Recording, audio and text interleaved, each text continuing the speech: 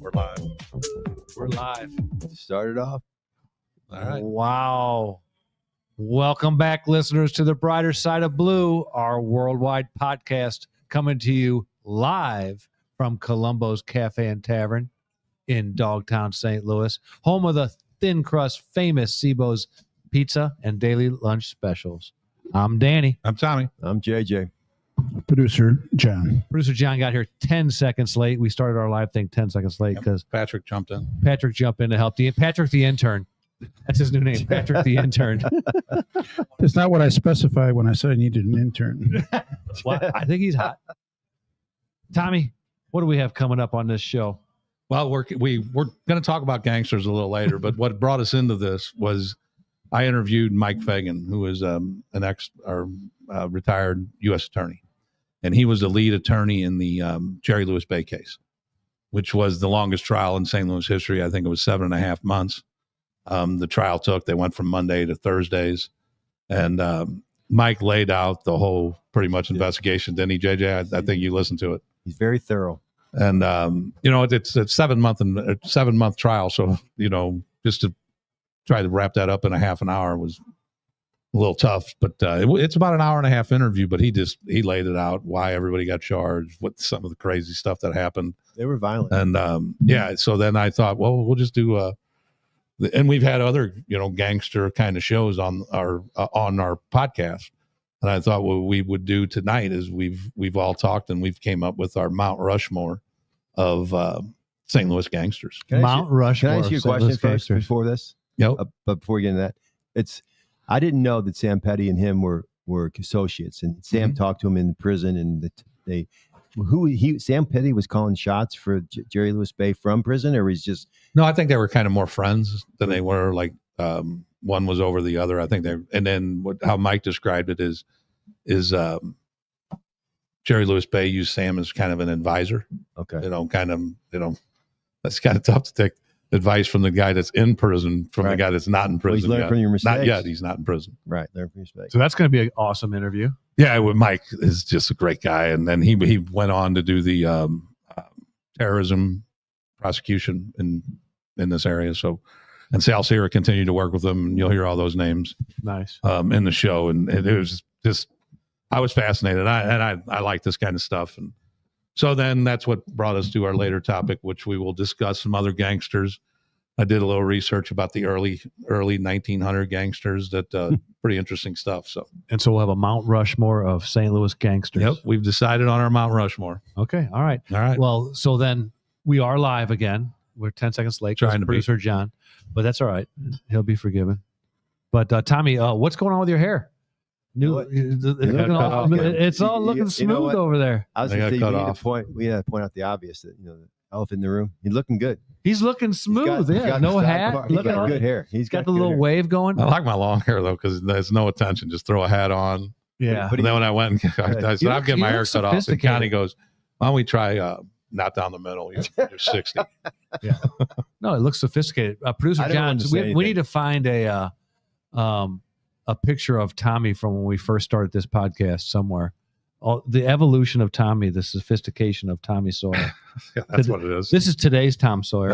I got a good story. Good one. Thank you. That's his favorite. That's his favorite song. It is. Hey, you know what? We didn't get to be in 86 countries and 39 million viewers by not having a successful grassroots podcast. So subscribe, and share every time you see us across all our social, all the platforms. Give us some love. We're trying to keep this train rolling, And it means a lot to us. And just like I said, even if you don't like it. Just if you like us, if you hate us, just hit that like button. So we have so many topics, so many fun topics to talk about. That's the 4th of July, baby. Tomorrow's the 4th of July. One of the best holidays of the year. In your opinion, not mine. All right. Okay. I love the thought of the 4th of July, but I've worked every 4th of July since I can remember. And we're going to talk about the VP Fair later, but I liked working it. Yeah, as a policeman, I have to say I wasn't home very many 4th of July. No, so exactly. There's no way I can call it my favorite. But you know what? Sometimes police work isn't convenient. No, it's not. No, it's not. Just saying. And this is a police supporting podcast. And let's really quickly get into our Brothers in Blue out at the NYPD. So we have your backs. The whole city of St. Louis, SLMPD has your back. Everybody, we're rooting for you. Stand strong. I don't know who this guy is, the communist running for mayor out there in New York City. Got some wild, crazy man. He needs to be defeated. I want to put out a thing. New York, if you're ever watching this right now, come to St. Louis. We have a lot of openings. We got a great police board now. We will support you. And the money you make here, it'll be totally don't cost as much to live here. Live here is cheaper. Come on, we need. And I loved I knew a bunch of NYPD guys from the police softball. Oh, I touched you. Same for me. For soccer. But actually, they taught us the snaps game back in the day. Oh, yeah, you and Chief Speece were just beasts. The snaps game was something else back in the day. Snaps in the game. Name of the game is Snaps. And Google ruined it. Yeah. Now you just Google what are they doing with snaps. And hey, so get out there and defeat that mayor. If there's anything we can do to help, we have your backs. Mayor Adams needs to just stay. Yeah, he does. Isn't that bonehead running again? He's Cuomo that just lost to him. No, I think. Well, he might run as an independent. But how about Sleewell? Curtis, yeah. He started out here. Nah, he ain't gonna that. But if you're going to want to back a winner, back somebody that's has a chance to win, right? Which would be Adams. Adams has a chance to win. Well, there's too many people in the running because it could. Because now you're going to split the votes that are against them. But but those guys need to team up and just become one team. Maybe what do they have, like a deputy mayor there? Sure. Maybe Sleewood can be the deputy mayor, run around the gang. They need to get together, though. They need to bring it together. Put that hat on that he always, what was that? He was in the Guardian Angels. Guardian Angels, Yep. We have talking about the countries. I thought we were going to get Vietnam, but Jimmy Long has been postponed. His deployment is going to be in September now. He's in the crowd. Had the Long family here, Sonny and Jim. Yeah. Why the long face? But I don't think they can hear us out there. That was stupid. Sorry about that. But we'll pick up Vietnam as a country. So funny. We'll up our views in Vietnam. That's for sure. The long face. The president just finalized a trade deal with Vietnam, and I think Jimmy Long was part of it. Oh yeah, we're sending him over, and they're final negotiations. Part of the negotiations. Thanks, Jim. Producer John, I want to rail on something real quick. Can you pull up the USA cycling picture? Ooh. Oh, I sure can. So I sent this to you. I didn't know. Tommy and JJ, you haven't seen this. Look at that. Holy crap! Okay, so the USA National Championships in cycling. Trevor Lawrence won. That's exactly. That looks like Trevor Lawrence. Oh shit! Trevor Lawrence won that mug. But look, go back to the original picture. I want to know what's wrong with USA Cycling, ESPN, and any institution that supports this bullshit.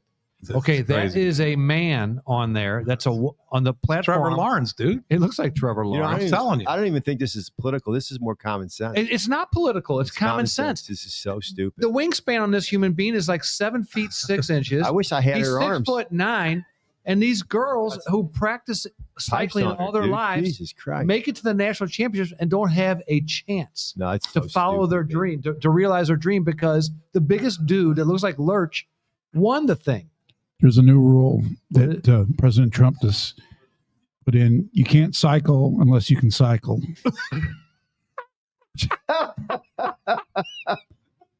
It's a rule. That's a great rule. Yes, there you go. But that's fair. Where does he come? He comes down 12 seconds late for the live show and comes out popping with some shit like that. He brought his wit with him. He brought his wit. But it's true, man. Here's what's going to happen. Little girls they want to become great in a sport, and they're going to practice hard. They're going to miss birthdays. They're going to miss these spring breaks. They're going to go through life practicing to be the best cyclist in the world, best softball player in the world.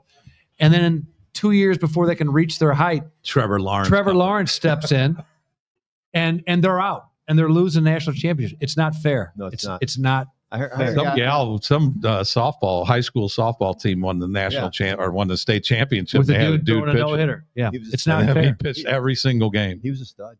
Who in America thinks it's right? Like 17 people? Yeah.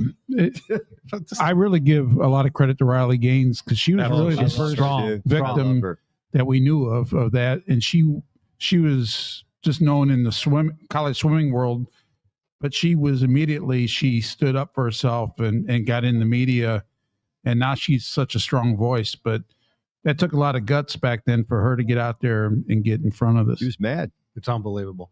ESPN had an awkward. Did you see that video that Rebecca Lobos was doing a broadcast of a live event, and all they were talking about was a harmless little thing where this they disagreed about something. And then they agreed to disagree. And Rebecca Lobos said, that's just part of being that's what makes America great. Yeah. That's all she says. That's what makes America great. You can disagree. You're not. It's like a communist country. You can be taken off to a prison for disagreeing with somebody. America's great like that. Yeah. All she said. Dead silence in the booth, and she immediately apologized. And then she said, "Oh, I should have used better terms. Phrase it differently. Better phrase than America's great. Make America has great to do with any politics. Right. America's just great. I used to be a Sports Center fanatic.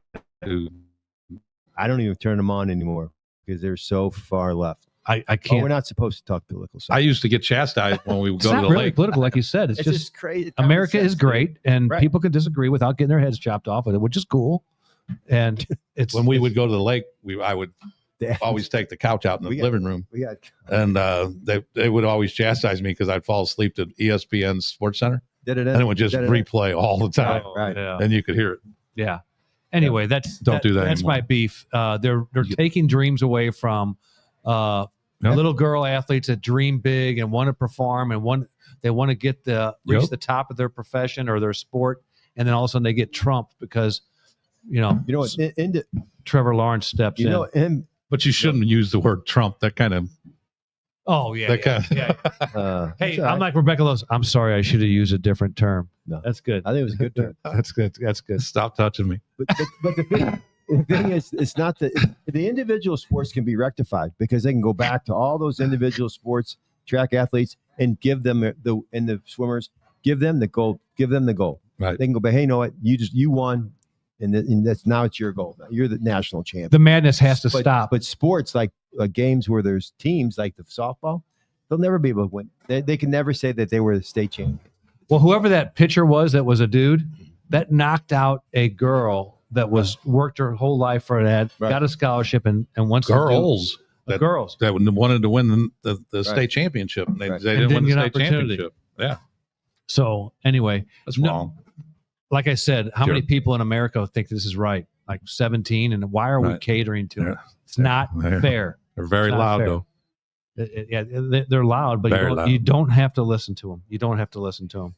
Got some comments, dude. Can I welcome some people to the show? Sure, absolutely. Well, I already saw Maureen Ramsey on there. Yeah, Maureen, one of the greatest 911 supervisors and dispatchers. No doubt. Maureen's been with us since early stages of the show. Has she really? Oh, yeah.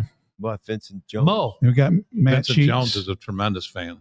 Vincent Jones, great fan of the show. We got Josh Fuller again this week. Josh Fuller, he found us a couple weeks ago, and he's commenting on. He said the Adam's apple gave it away. Yeah. Good one, Josh. The Adam's apple in the man's body.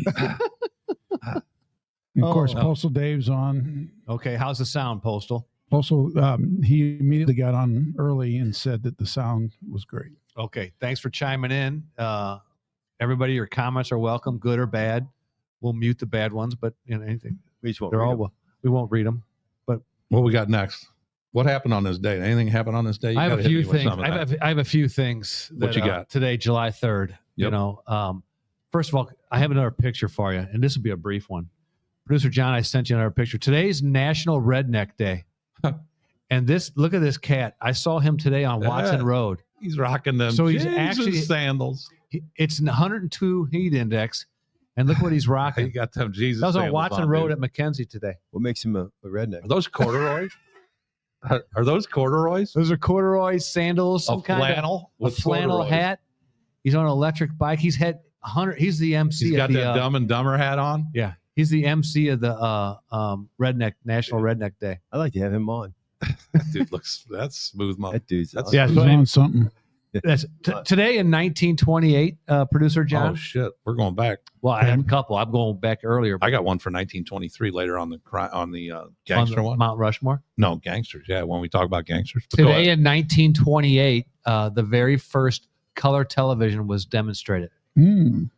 Changed our lives. Yeah. Color TV. What year? 1928. So it was only demonstrated. So it wasn't ready for mass sales yet, but it was demonstrated. Like- it was a concept TV. When the late 60s when color TV. Not late 60s. I want to say 50s or early 60s for the color TV. I know the Kennedy assassination coverage was in black and white, I believe. That's Joe Spieth if he knows. No, he was at the 1928 demonstration. You didn't catch that, did you, JJ? Today in 1978, now we're broadcasters. Now we're getting somewhere. In 1978, the Supreme Court of the United States ruled that the FCC had the authority to penalize a small broadcast station, small radio station, because they aired in the entirety the George Carlin Filthy Words episode. The words you can't say. The words you can't say. The seven words. The 7 words you can't say. That case went to the United States Supreme Court, and they ruled in favor of the FCC that said he deserved to be punished for saying these 7 words Wow. on the air. Boo. Yeah. And now we can say them. Well, we can say them. Tommy says them in a normal paragraph, I'll cover all 7 of them. fluently daily. And you'll understand exactly where I'm coming from when I end up using them all. Yeah, but They're very effective words. Right. Very You know what the words were. Do you know what the words were, Producer John? Yeah, the 7 words that offended the Supreme Court was the Supreme Court don't know shit about the law. Yeah. What were the 7 words? Hit it real quick. I'll hit them real quick for those who know. The 7 words Hey, that cause the Supreme Court. Tune out if you're young and Yeah. Earmuffs. Well, I'll take care of that word. Number 1, shit, piss, fuck, the C word, cocksucker, I thought that was the C word. motherfucker, and tits. Oh, yeah. I could cover those in 2 sentences. And have a whole story. Right. And you know what I said. I'm still wondering what the But C word is. Just think about the professional Supreme Court up there trying to decide on these things and saying, so what are the words? A horrible. I get a lot of them, but how you can't go with the tits was that's a stretch. The weakest thing. Yeah, tits on a I'm ball. with the rest of them. I can kind of understand, I agree. but come on. That what goes about- to our highest court. But did tits cover titties? That was also, what year was that? 78. That's a whole different era there. That was the era. That was a generation of love, wasn't it? Yeah, There's in a lot the of love 70s, but I mean, our Supreme Court has to navigate 7 words. What about free speech? Exactly. I don't get this. I don't know. I don't use these words. See, I grew up, we weren't allowed to cuss. And No. I got a story. My mother, she was in her 80s. She goes into a restaurant / bar and she wants to get a gift certificate. And there's a gal behind the bar and it's loaded with a bunch of men. And she's probably, I'm guessing she was cute. And she's entertaining the guys. And they're cursing, saying, she's using the F word like it's like love. So the gal comes up, the little hostess comes up, can I help you, man? She's 80, like 81. She goes, can I help you? She goes, yeah, I like a fucking gift certificate. And the gal goes, excuse me? And she says, well, that's how she would say it. Oh my God! True story. Oh my God! Yeah. That's good. And then she got to. I don't know why that reminded me about Mama Howard when she was still driving.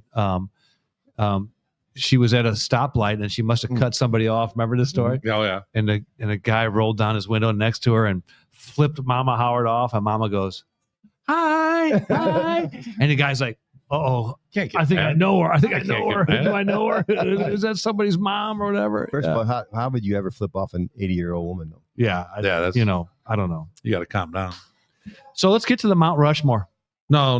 We got to go to the VP. Let's go to the VP fair first. Let's not get to the Mount Rushmore yet. Let's wait a little bit for that. I'm just here. Yeah, we're gonna get to the Whatever you VP. guys want. Well, I got a good VP feast. VP fair story with Timmy Lockenick, who's used to be Oh, a I guest. like this story. And Timmy's job at the time, they were all undercover.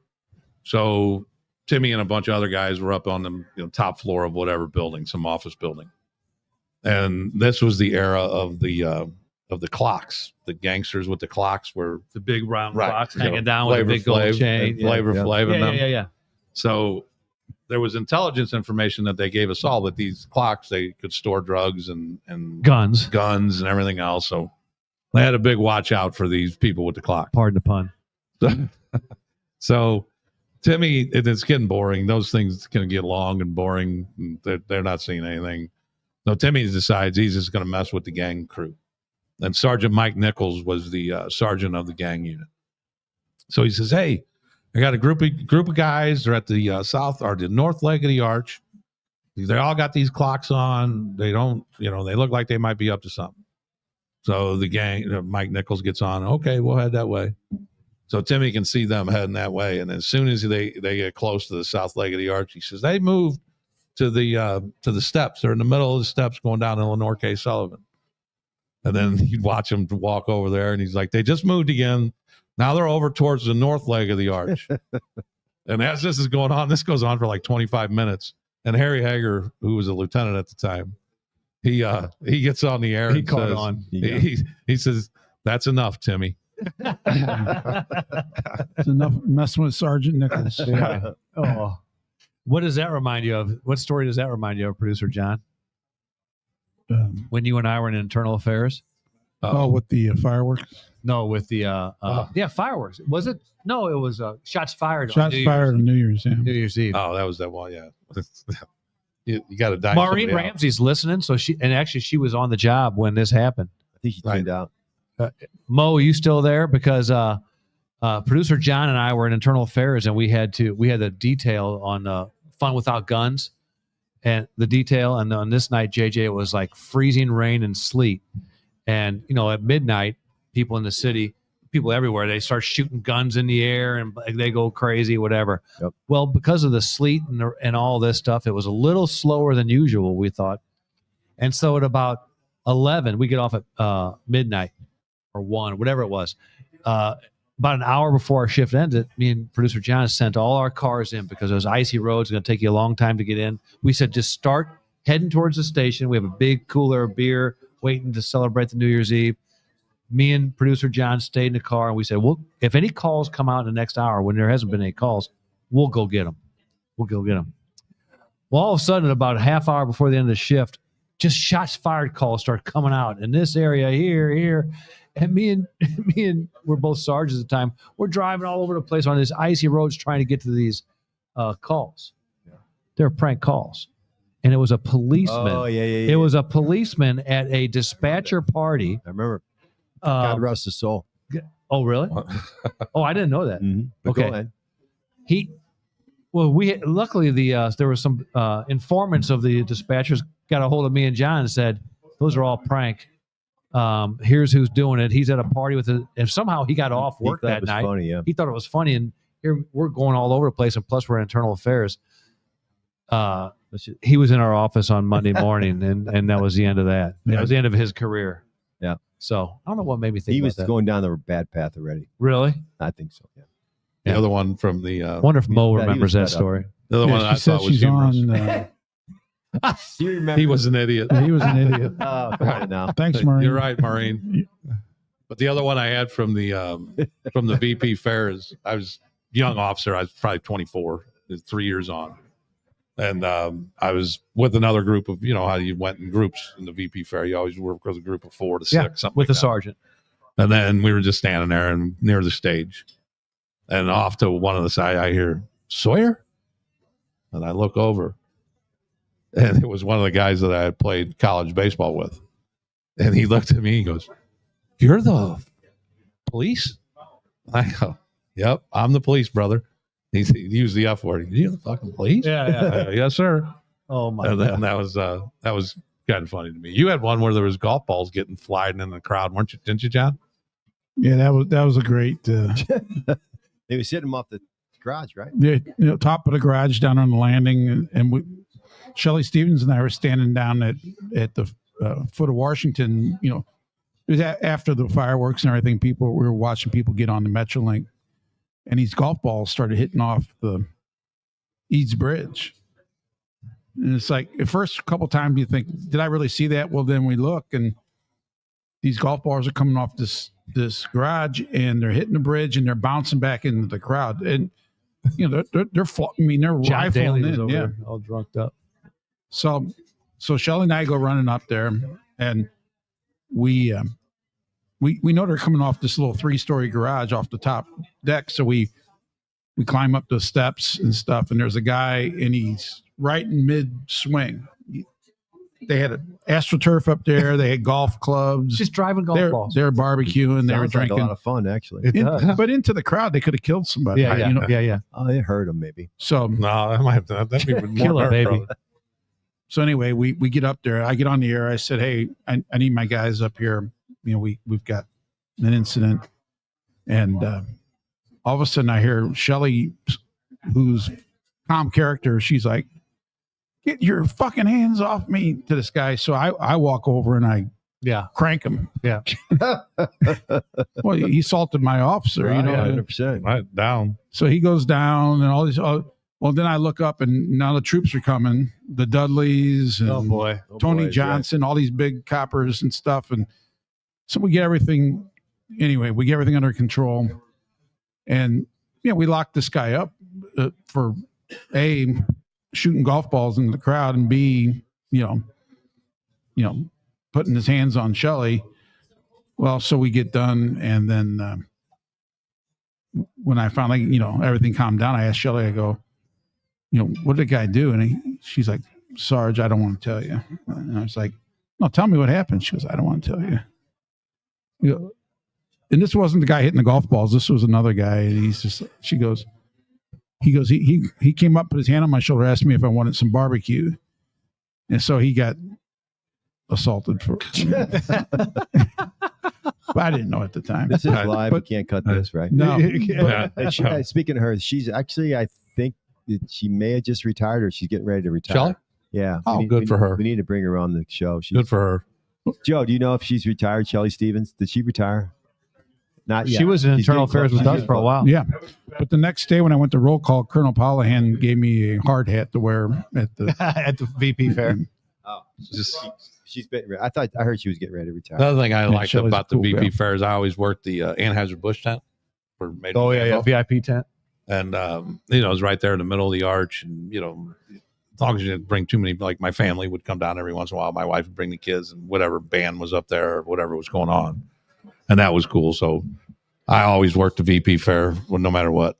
I always enjoyed it. I loved it. It was something to look forward to every year. If you made the best of it, the worst part was doing the traffic at the end, though.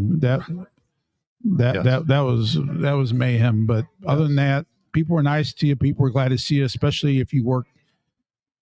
Most of the time you're dealing with people who didn't want to see the police. The VP fair people, if somebody walked up to there, you either asking directions, but most of them would come up to you and just say, "Officer, thanks for being here. We really appreciate what you do." And Right. and it always made you feel good. Yeah. Tommy, didn't you have a Jimmy the Midget episode? in the 4th of July? We're gonna get banned again. There we go. Yeah, you can't say that word. Sorry. Jimmy the short Jimmy bird? the small Yeah. person. Jimmy the little Yeah, we guy. came up with a little. We were gonna have again. Like it's boring But down he, there. but he was our friend. It was boring down there, so we were going to put out a pursuit of a motorcycle with a sidecar, and in the sidecar was going to be Jimmy the Midget.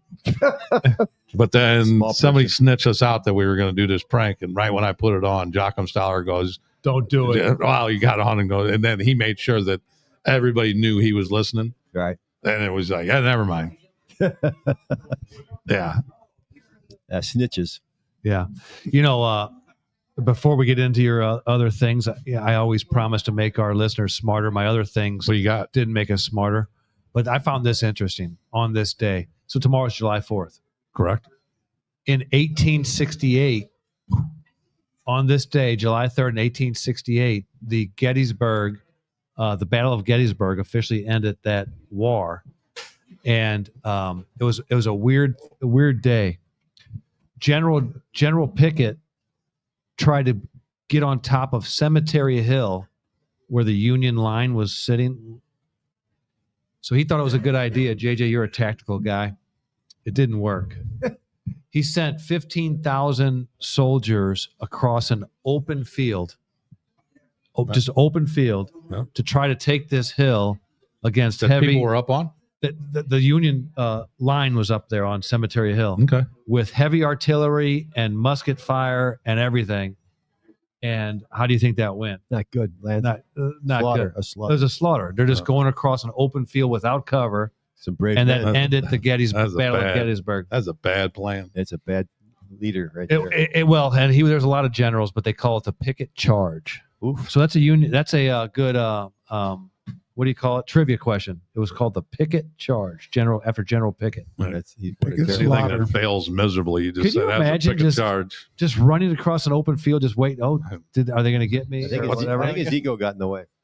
Yeah, Well, he wasn't Yeah. the one And all- running and across all the the field. bullets. Right. and on the bullet. So the picket charge, that was a little bit of history there. Picket John. charge. I like it. Ended Gettysburg, the Battle of Gettysburg. Yeah. I like it. That's all I have Anything for those. No, I don't. I wanted to Should just we get tell into you. the Yes. debate? No, what I Should we wanted to get our into debate? is the Let's what get I into want. something exciting because we just lost 11 listeners. Jesus Do we Christ. really? Well, we should have. You know, okay. Sorry for being boring. Well, you know where they're at? They're on their way down to Sugar Ford to St. Louis to get Oh, the yeah. because the listeners of the podcast get a $500 discount. You can still get the employee discount. Fire, police, military, and veterans, you get a discount down there. Everything's happened down at Sugar Ford to St. Louis. Plus, this weekend, it's Test Drive for Wishes. The first Saturday of every month, Schicker gives $25 to Make-A-Wish Foundation for every test drive. That's this Saturday, And if you test drive every car on the lot, that's a lot of money to the Make-A-Wish Foundation. Yep. which is a huge That's organization. awesome. Disney World. You know, here I it's come. where you get the best deals quicker.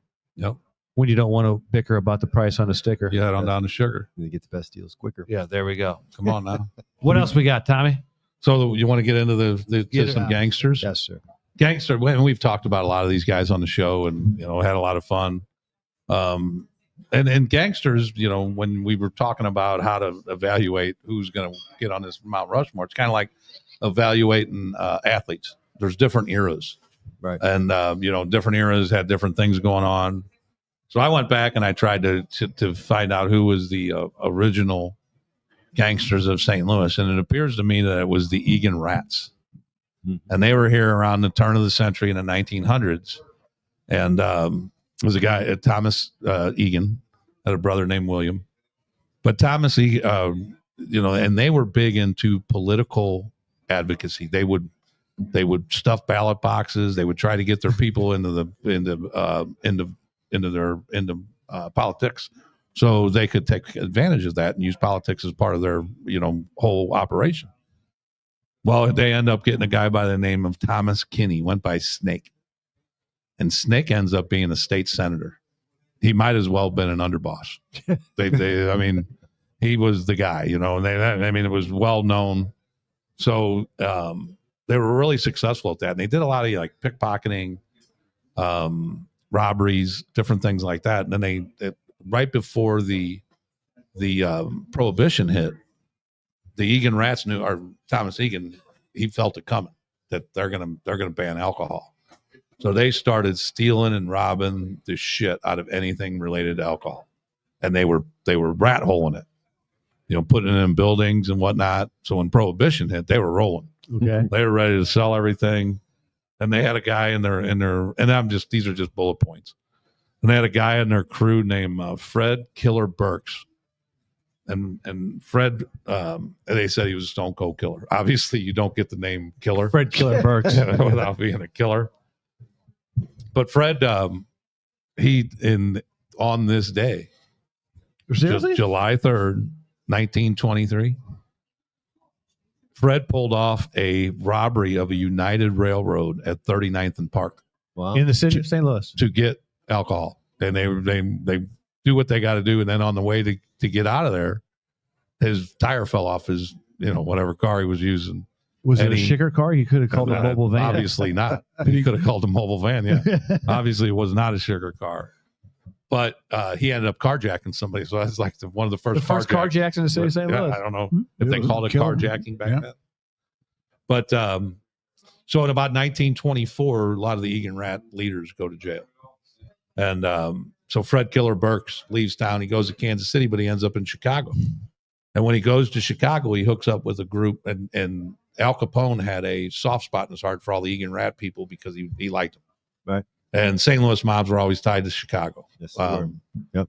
So Fred Killer Burks ends up in Chicago and hooks up with the Circus Cafe Circus Cafe gang in Chicago, and they end up pulling off this St. Valentine's Day massacre. Oh, yep. How about that? That's Tommy's great. coming How strong. about that? For that That's super strong. how Now, about that? will any of the Egans? You don't have to expose it yet. But will any of the Egans end up on the Mount Rushmore? They could. You might never know. They had Thomas died of some liver issues, and then William took over, and it kind of faded a little bit, and then the Cuckoo Gang kind of comes into play. Oh, the Cuckoos. And the Cuckoo Gang, they got in a beef with some people, and the Cuckoo Gang was around Soulard. That was their home turf, and they got to beefing with some people on Shoto, and the Cuckoo Gang. What year was this? And it was like in the 30s. Wow. And the Cuckoo Gang just wiped them clean. They just killed us. They took over. But there was before the Captain John Daugherty, who we've heard so much about. Oh yeah. There was a guy that, one of the questions I heard on the research I was doing, they go, I guess everybody was under the payroll back in the Prohibition days. And the guy who did his research said, oh no, there was a captain in the St. Louis Police Department named Captain John Carroll, and he couldn't be bought. And he was he hated the mafia, the whole bit. John Carroll. Well, in 1921, he got the police department equipped with armored cars and Thompson machine guns. Yep.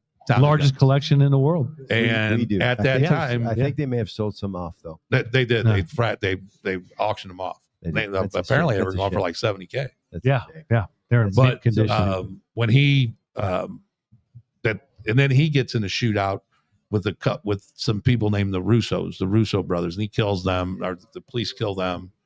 So the Russo brothers, they used to hang out with a dude named Jack Griffin, and Jack Griffin was an Irish guy, but Jack Griffin got in with the Russos. But when they get killed, he was a stone cold killer, and then he killed a boss, but I forget the boss's name that was here.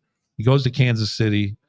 And when he gets to Kansas City, he's still, the Kansas City mafias were big too. And he gets in some shit there. But one of the things that he was involved in was the Kansas City massacre, which involved a shootout that killed 4 policemen. And there was a policeman that may have been, that they say was dirty, but he somehow checks this guy out, this Jack Griffin, with an ambulance saying he's got to go somewhere. Well, he went somewhere. All right. That was the last drive he ever took. Oh, yeah. So that's just some of the early stuff. And then a lot of the other stuff is, as the Cuckoo Gang turns into the Giordano and a lot of those people. And then when you get into that 50s era, there's like a 3-pronged faction of Tony Giordano, the Michaels family had the Syrian connection. And then there was a group over in Illinois. I forget who ran Buster Wortman. He was part of it. I think he was. There was. I didn't hear. I remember that. Somebody before him at Buster Wortman ended up taking it over. Right, but then there was. But Giordano was the main link of that. He was the strongest link of that threesome, and they worked together. But Giordano was the strongest one, and he lasted for a long period of time. Right. And then the Michaels, Mr. Michaels, I think his name was Jimmy, was considered like a gentleman. The gentleman mobster. General, yeah. And then he always was getting along with people. He was the peacemaker between the Irish and the Italians. So right. They had issues. They went to him. Right. So then something happens along the way where the Leisures come along. And when I text some old timers, I shouldn't call them old timers, but it was Bob Zambo, Rich Banahan, and Bunko and Joe Walsh. Yeah. So I text him, and then Joe Walsh said, I was asking him about the biggest gangsters. He said, don't count out the Leisures. And Bunko immediately answers, yeah, they were the Hoosiers of the operation. That was a big controversy. So really? Michaels and Leisures. Yeah. It's pretty well. So then when Tony Giordano dies, it kind of goes downhill from the leadership. They go to John Vitale, who was an older guy who was the placeholder, and then to a Mike Trupiano, right?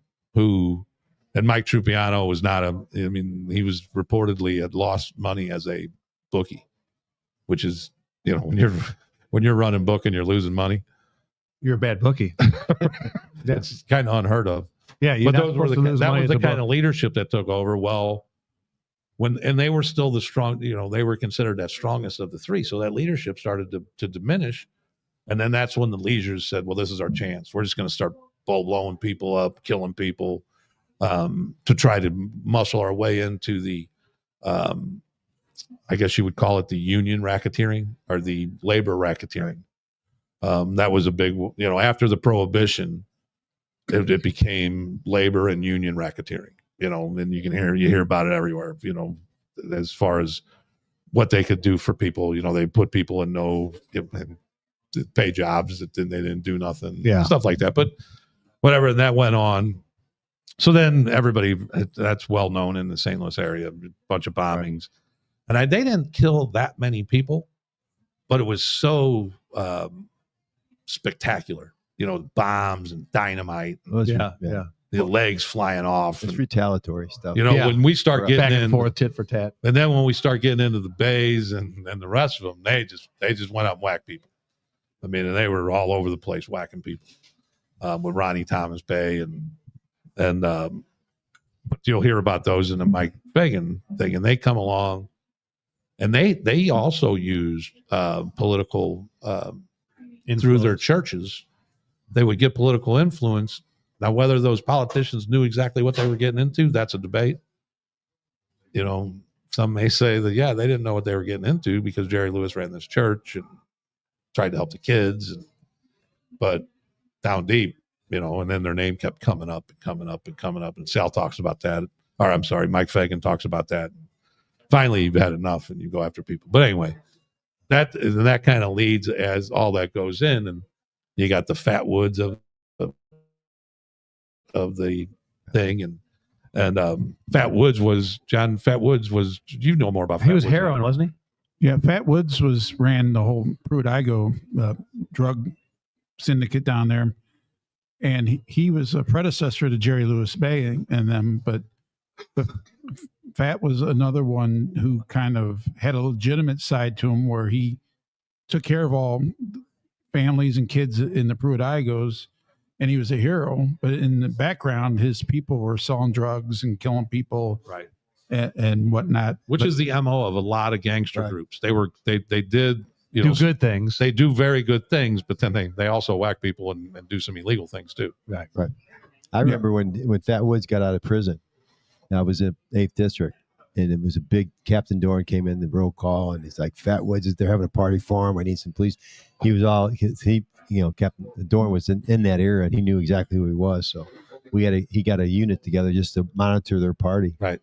Well, when I posed that question to Major Zambo and Joe Walsh and Bunko, Major Zambo came back right away with Stanley Banks, and Stanley Banks was an enforcer for Fat Woods. He said that was the killing machine. Stanley Banks.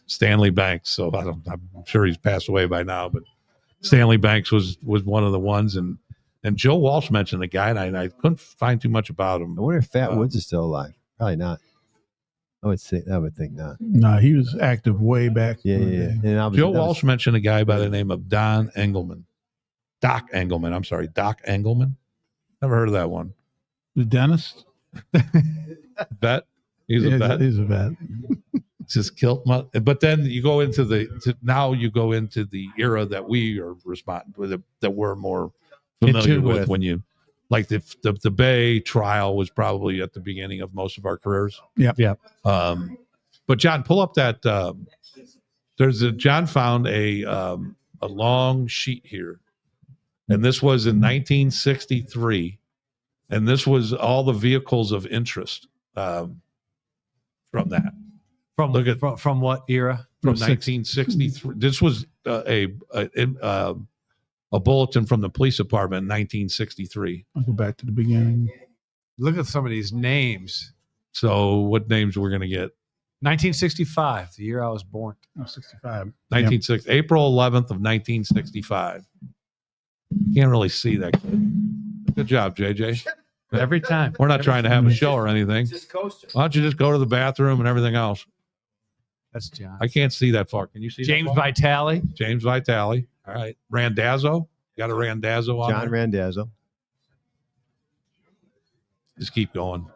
We're gonna put this on our Facebook page. If you go down up, Yeah, because that's a fascinating document. That is a historical document. Yeah, you're gonna put that up on our page. Yep, put it up on our Facebook page if you want to take a look at it. Oh wow! See look at them, the addresses, the whole bit. Look at the cars over there. Get the 1956 Buick. James Michael's at the top right there. 59 Olds he was driving. Yeah. Holy cow! Where do he live? Actually, in Lee May. Oh, in Lee May Ferry? In Melville. That's for those that are only listening, that's a fascinating document from 1965. Yeah, you got to take a peek at that. Wow. Yeah, it was like it was every officer got a copy of this and they could carry it. It was small enough that they could carry it, with them on patrol. James Vitale.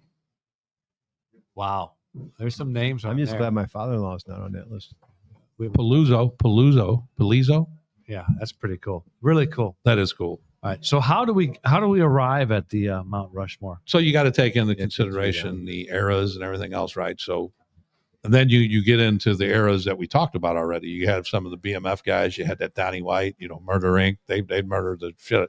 That T.T. Jordan, but T.T. Jordan, it was just like him and three other guys. So you got to put some longevity into the equation, right? So how long did you last? Jerry Lewis-Bey, he went to prison in, I think, 1972. And when he came out in like 78-ish, and Mike tells it, but then that's where he got the Morris Science Temple going. Yeah. So then you say he gets out in 78. He's in jail by 1991. So they had a 13-year run. Tremendous run, but that's a pretty long run. Yeah, it is.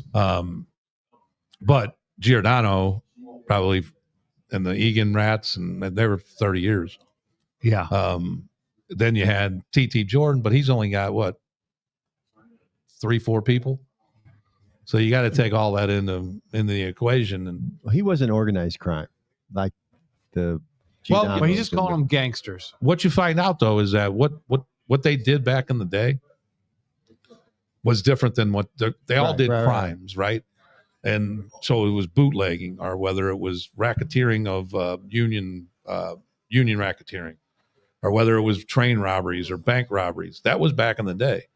And then, towards that Fat Woods, Jerry Lewis-Bey era, it went to all drugs. Right. So there was different criminal activity. They weren't doing as many robberies. Matter of fact, they were like, hey, man, stay away from the robberies. And they would whack people. And I've said this 100 times while we've been talking about all these gangsters throughout the shows, is that there's an inherent risk when you decide to get in with these people. Yeah, I'd say. I mean, and we haven't even talked about the P. Diddy thing. We'll get to that. It's just like getting involved with P. Diddy. There's an inherent risk, right? That you have to do something to try to get something. You're definitely going to get smothered in baby oil. Right, something. But Astroglide. So with the gangsters, though, it kind of the evolution of it was to deal dope, and which same kind of crimes. But then I think too is that maybe the longevity of being a gangster was about technology too. No because doubt. if the same technology was around when the Egan Rats were around and Giordano was around, I'm sure they wouldn't have lasted 30 years. No. Right. That's they would all really went to good jail point. too. That's a good point. And you look at too, like back in those days, the policeman didn't make any money. It was easier to buy off a cop or a politician or whatever. You don't see that as much, but yeah, these guys didn't talk on cell phones. They they couldn't do wiretaps and whatnot. So phones. Yeah. Right. So it's it's hard now to have any longevity. Yeah. They were pinging cell towers. Well, then, one of the things that Jerry Bay, he wrote a book called Government Target or Gangster or Government Target. Well, both. Right. Yeah. Because you can only, I'm just talking about us as a police department and the federal agencies and everybody else, is that you can only hear guys' names so many times before you're like, hey, man, we got to do something about this. Right. And as you'll hear with Mike Fagan, is that this went on they were killing people for 10 years, and the same names would come up, but they couldn't, prove that it was them. So they just had to move on. Well, then when they do this conspiracy and they bring it all together, then they start getting cooperators and testifiers. And in no case, you can't do a RICO case without testifiers. You just a bunch of policemen up there saying, yeah, this is what happened. Right. But the testifiers in this case, there's don't go killers on there. Then they brought one guy out of the mental institution to testify who got shot at by the Bays. That's pretty fun. That's pretty cool, wasn't it? Mm-hmm. But the other ones that you think of he here testified very well. Yeah, really, he was very good. Yeah. He was. And then after he was testifying, went back into the mental institution. They said he did a great job, though. You like that? That's crazy. Yeah, that's crazy. But no, there's the those guys that ran the Peabodys, and there was the Peabodys. I think you most associate with Cuffy, and then the Pruitt-Igos you associate with Fat Woods and the Bays. The Pruitt-Igo because they torn down shortly after they did their thing, so it affected a lot of St. Louis. And then I was interested when the South Side doesn't have that many. Who are some of the Southside gangsters? Back in the day, you had Johnny Wicker during our crew. Oh yeah, Martin. The Martins. They're still around. Yeah, I'm sure. I mean, but they had they were completely different. They did their own thing. Right. Yeah, Jackie Coates. His name used to come up every day. John Anderson and Leo Rice were like the sheriff and under sheriff of South Broadway. They were. They locked up more of white Hoosiers than you can shake a stick at. he was a thorn in the Martin side. I know that. Yeah. Oh, Leo and John Anderson. Yeah. I mean, they would use us all the time to take the Martins down. Yeah. I don't know if we want to get in that, but no, there were some classic ones. No. But yes, they were not liked. John Anderson and Leo were not liked amongst the South Broadway crew. And John Anderson is a great detective. Oh, they were both. Yeah. One of the best. Yeah, he is. John Anderson would get on those heavy equipment because they were big into that heavy equipment theft of like tractor trailers and stuff like that. Just completely different shit than I've ever heard of. All the stuff that I was dealing with. I think you got him for what? No, they would get bulldozers and bobcats and backhoes and all that stuff. Those things are expensive. John Anderson is in the bureau still. Is he? He's kind of a mentor, I believe. I used to get backhoes when I was in Vice too, John. What's that? What is this? Danny interrupted you. What was that, JJ? He's a mentor to your son? And the whole bureau. But yeah, my son loves him, dude. Danny's still giggling at his joke about backhoes. Backhoes. When I was in Vice. Dude, what are you, 12? It's kind of irresistible. Hey, John Fuller, I'm just going to say you're correct, brother. He is. Yeah. He said the Cuckoo Gang was where the Michaels, Leisures, Webbies came from. The Syrian Lebanese. Yes, that is correct. I thought they came from Soulard. They were from Soulard, but that's originally where they came from. And what would happen is when all these guys would come over early on, they would be from other countries, right? Right. Well, when you would come over, you would go to the people that you were from the same area in the country. Yeah. So they would all come to the same areas, and when they would flood that area, then of that crew there would be the hitters, the ones that are like, we're going to take this thing over. Right. And they were detrimental on their own people just as much as they were the community in and of itself. But with all that said, and you had to give just a consternation. John and I came up with the we have it? Yeah, we have. You're going to reveal the Mount Rushmore of St. Louis Gangsters now? I'm going to disagree with it, though. Okay. Why is that? Am I the only one that doesn't know this? Because I know that I think that Jimmy Michaels should be on it because he was a gentleman mafia leader of the Lebanese gang, and we haven't heard who's on it yet. Well, no, he's not on it. He didn't make it. He didn't make it. The most famous. I mean, anybody in St. Louis knows if they've lived here any length of time, know about him, and he was. It was the longevity portion of it. Yeah, he wasn't the run. He didn't run. Go ahead. All right, let's go with it. Actually, Mount Rushmore it's changeable though. We're not putting it in stone yet. I mean, I should say most famous. That's good, John. Most famous for us. Yes. All right, what do you got? The first you got to go with the Egan Rats. The Egan Rats. Because the Egan Rats are the OG. They're the original gangsters. And they hated to be called rats. They hated to be called rats. Yes, and the how they got that name was from a policeman. Because at one point in time, they were talking about Thomas Egan, and his people, and he says, that Egan, he and his people ain't nothing but a bunch of rats. So if they would see you out, and you were at a bar or whatever they were at, you would call them rats, or they would hear you say, that's the Egan Rats. They'd whoop the shit out of you. All right. But They the didn't Egan like Rats that. have made Tough. the Mount They Rushmore. were Right. tough. Okay. And then you had, I think we're going to go with Giordano. Tony Giordano was, I think he might have been a little bit more famous than Jimmy Michaels, JJ. Yeah, but he didn't get blown up on the highway. Right. Well, that's part of that spectacular thing that I was talking about. Is that's the way war, they did things. The war They was wanted- pretty well known. What's But that? yeah, the war was pretty well known. Right. The war itself was very well known. Right. And that's why the Leisures didn't really, they weren't really good gangsters. They were just thugs. We can get into, but we won't. But No, I'm just Better have saying somebody start your car this is tonight. from what yeah. But there's a guy on the internet, and his name's Gary Jenkins. He's he's a retired intelligence guy out of Kansas City. And he does all his podcasts are about gangsters and throughout the country. And he did a 3-part series on St. Louis that was really good. That's where I got a lot of this information from. is he still doing it? Yeah, he does it all the time. He's getting up there in age, but he's been doing that since 2007. Yeah. He's got a lot of followers, and he does a good job. But that's where I got a lot of the information. Right. But then we're going to have to go with Jerry Lewis-Bey and his group. As Mike will point out on Monday when this comes out. Oh, by the way, there's no Federal Friday this week. Going right with Monday. But Mike points out these guys, they had an organization. They used the religious affiliation to help further their. How genius is that? They're They genius. They even got like tax breaks and stuff for Right. being a religious organization. And we're gonna on our Facebook. John was able, and we got information from a lot of these guys that we were in contact with. Some of the old pictures that we got from the bays. There was the detail that went out. So while we're talking about that, is John, you were on that detail, weren't you? Yes, I was on The roundup. Yeah, The roundup of Jerry. What was your assignment? to sit behind the temple on West Florissant in the alley for like 12 hours. So that we got the detail of it, lays out all the officers and everything.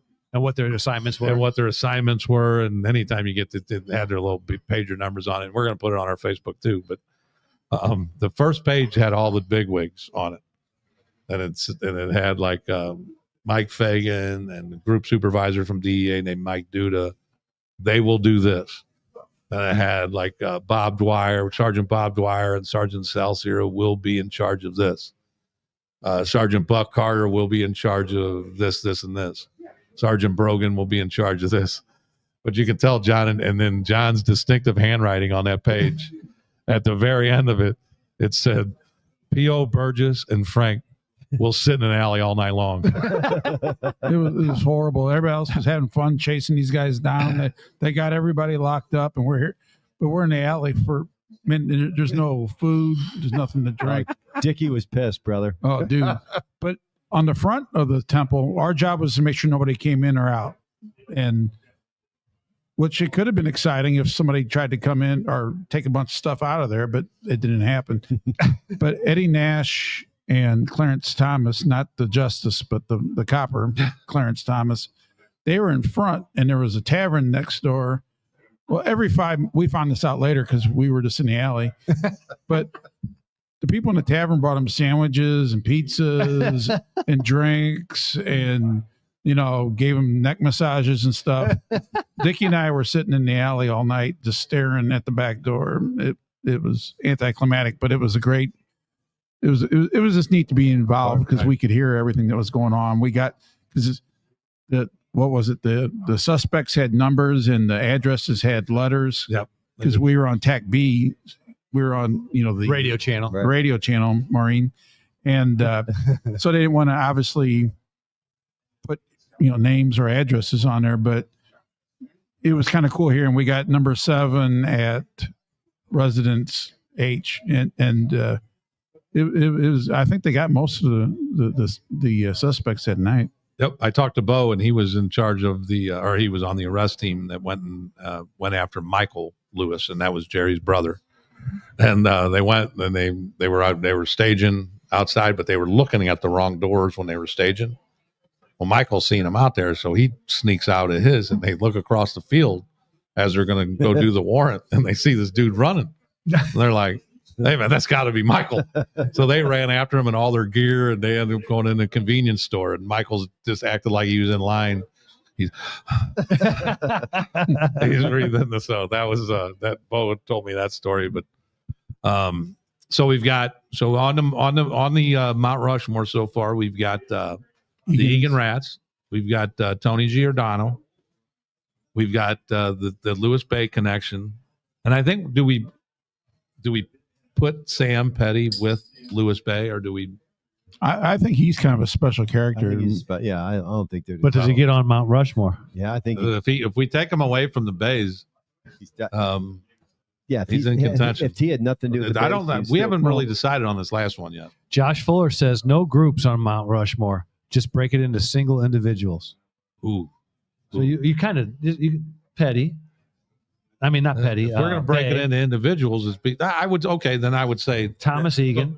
Yeah, Thomas Egan. Josh is right. So you're going to go with Egan, Thomas Egan, just because of the following. Tony Giordano. And actually, here's an interesting one about Thomas Egan. Is he went to in like 1908, 1904, 1908, somewhere in there. He went on the Post-Dispatch and just admitted he was a gangster. He says, I got 400 people. We take care of ourselves. And then he's like, sending people to prison for murder doesn't do anything for anybody.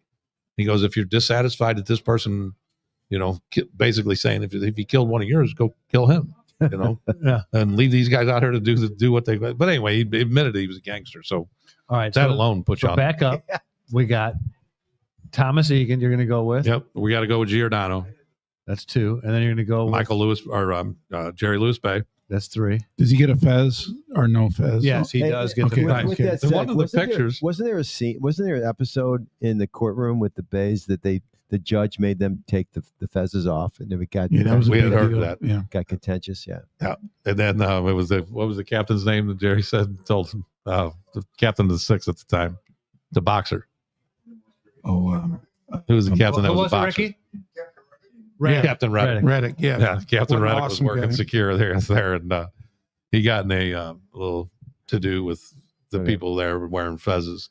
But I was one of the pictures that we got, and it'll be on the show. But I couldn't tell if the guy had a black fez on or it was a dude that was cut like a fez. And I was thinking, well, that'd be a good way is if you just cut your dude like a fez. Yeah, like I ain't got to wear the hat. Everything stays. That's my dude. Yeah, safe in the wind. So, all right, now who we got? So we got we got the 3. Yep. Who's the last one? Do we go with Sam Petty? I think you do because he was one of the most violent people there was. So, and he ran a heck of an organization. And he was nationally known.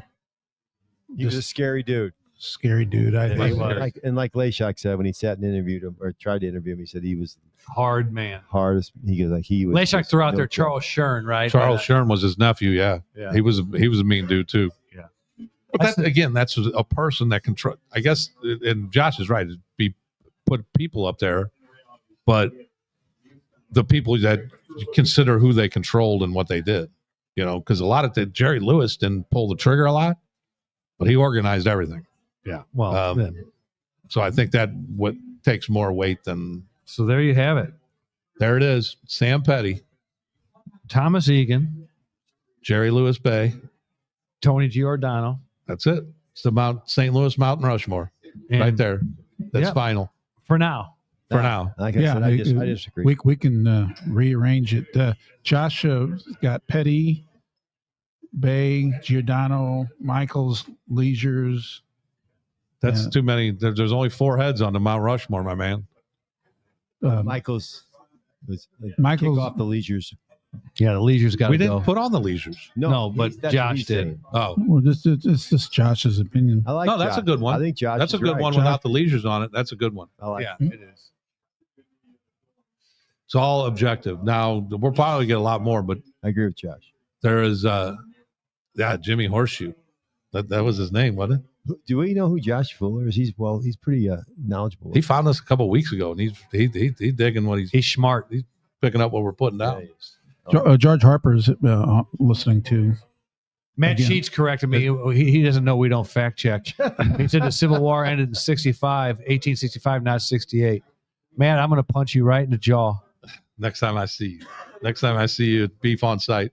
Beef on sight. Beef on site. Jeff Deggy sent me a text. I guess he's watching, but he doesn't get on. He want to know if that he says, is that Howard's cycling outfit wearing in that photo? JJ, do you have a Zen? I do. And Producer John, do we have some Zenish music? kind of one of my favorites. This is one of your favorites? I'm going to explain it. Let's get some music together first. Shoot.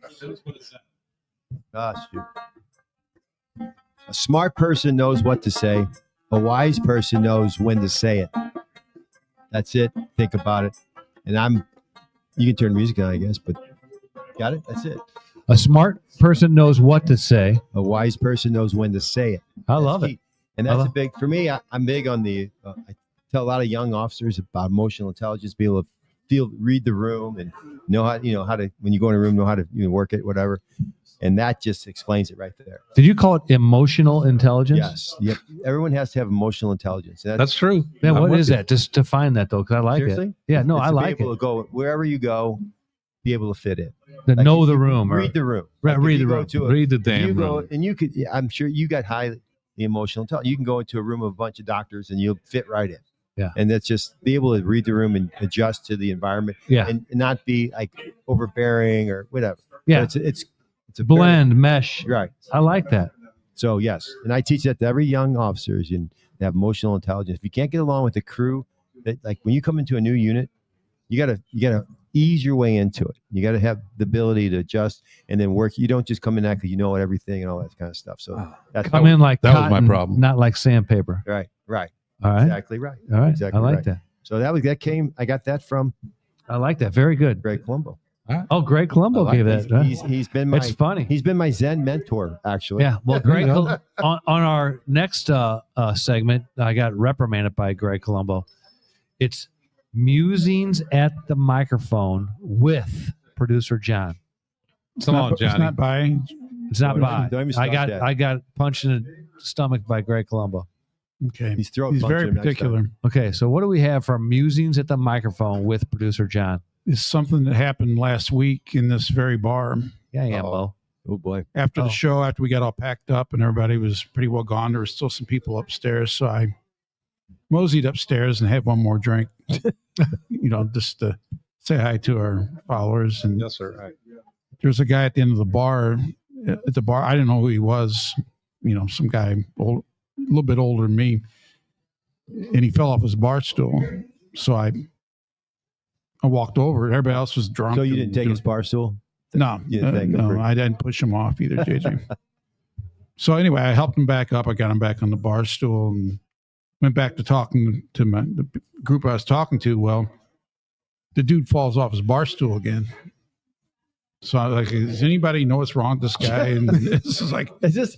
Yeah. Is this a true story? yeah. So anyway, the bartender said, well, he lives right around the corner. He's been here all day. I go, well, if you know where he lives, I'll take him home real quick and come back. So she gave me, he said he lives in this house right up on Mitchell. I go up there. So I'm helping him out. The dude falls down like 3 more times on the way to the car. Get him in my car, drive him up the street, take him home. Between the car and the house, he falls down 2 or 3 more times. It's like, this is ridiculous. So I ring the doorbell. His wife comes to the door. I guess it was his wife. I said, ma'am, I brought your husband home. She goes, where's his wheelchair? I knew it. I knew that could be. I was like, this can't be true. No, right. I was so embarrassed. Yeah, and you should have been. But I did get him home. Hey, I like that Samson time. Chaney. He just responded that if just dealing were part of the equation, that Quentin Thompson, who was on the show, would be in the top of round. And I agree with him. He would be on top. If it was just straight up dealing dope, he was a good one. That's good. Now he got caught like everybody else. I mean, everybody time spans. Otherwise, we would never know. But the people that never get caught, we never know about them. Right. Right. So, but he is correct there. So But he if would we- be on Mount Rushmore as a dealer. Yes, and I'm telling you, There's What about TT? TT was just him and Derek Terry and another guy, and they were lower. I wouldn't say they're lower level dope dealers. They were doing 200 kilos a month, but Jeez, that's in pretty the good. That's pretty strong. But in the in the overall scheme of things that the BMF was doing, it was okay. Q was doing 1,000 a month. Are you shitting me? Yeah, then had it set up and was going right over to Columbia. He had Columbia connections. That's pretty He big. just dude. cut out all That's the middle. strong. That's pretty strong. Yeah, and so Samson's definitely right on that one. Now maybe that's another one we need to do. We'll just keep doing. We'll just come up with a new. Next week might be just dope dealers. Mount Rushmore. Mount Rushmore with dopers. Pretty soon we're gonna do policemen Mount Rushmore. Yeah, we might hurt some feelings on that one though. Okay, scrap it. Yeah, we might hurt because JJ. He'll want to be up there. You guys can leave me Sure. off. You can leave me off of it. What you ask JJ if we can leave him off of it? That's the problem. Not so retarded. He might quit. Who's on the Mount Rushmore of That's actually security companies? Corby Campbell. And actually, I worked with him, and yesterday he escorted his group, escorted the U.S. soccer team to the stadium yesterday, and escorted them out. So if you have your business needs, he's a high roller. He takes care of. He was at the Super Bowl. Now he's taking care of the men's national soccer team. Yeah, he was Dude's in got with it the going women's on. team So you too. know if you got a Campbell business, Security Group. you got a business or high roller, you need some help.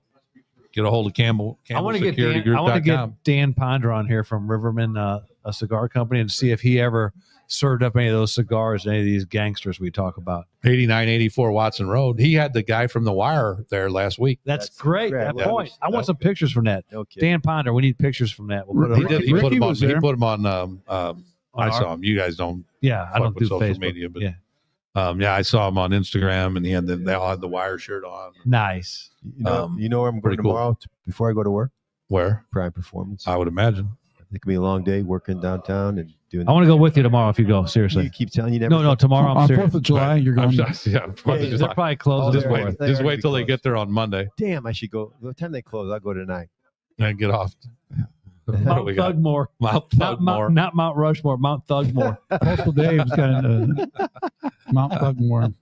That ain't right. That is good. That ain't right. But how about the P. Diddy verdict? What are you thinking of that? It's I don't even know it. who knows? It's split down the racketeering, which Tommy Sawyer has always said. But this That's a judge is very, very, very, very difficult thing to There's prove. no such thing as what are they?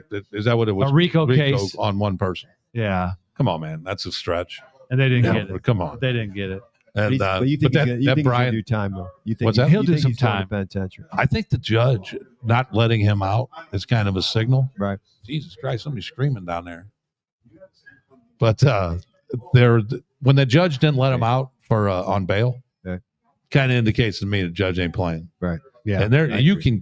can get up to 20 years on the Charges. lower charges that he got. I don't know that he'll get 20 years, but he certainly may get 10. You do 8.5 years as a 56-year-old, It's federal time. right? 85%. comes out of a billionaire still. So that judge, Yeah, he listened to big years that. of your life. He listened to all that testimony. Now you can feel what you want about the victims. I have, mixed emotions about that whole thing. Is that, Yeah, a lot of these, quote, victims knew what they were getting into, right? They're probably in it for some fame. Yeah. Most likely you would think that.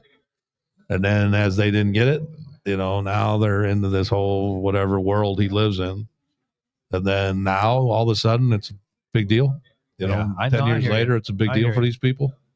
I like the one that his personal assistant got on the stand and basically, apparently, this wasn't televised, but he was talking about how the prosecutors were trying to make him look like a sympathetic by saying that you only made $50,000, but you work, 18 hours a day. Whose fault is that? Walk out, dude. Obviously, it's not working out for you making $50K. that's But yeah, I thought That'll was be interesting to see that at sentencing.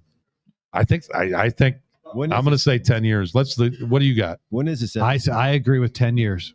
He could get 20. I think he's going to get 10. So he'll do 8. What do you got, JJ? What are you thinking? 15. Ooh, You're thinking he's going to go after him.